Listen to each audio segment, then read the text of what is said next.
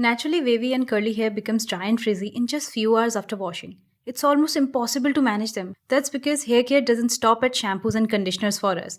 Using nourishing stylers for hair is as important every single time. I'm using Fix My Curls leave-in cream to define and nourish my curls from within.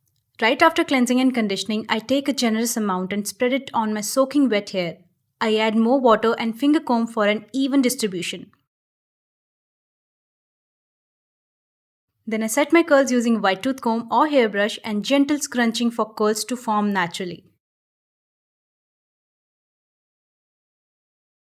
This leave-in cream holds up to 2 to 3 days on its own. To achieve stronger hold, follow up with their hair gel.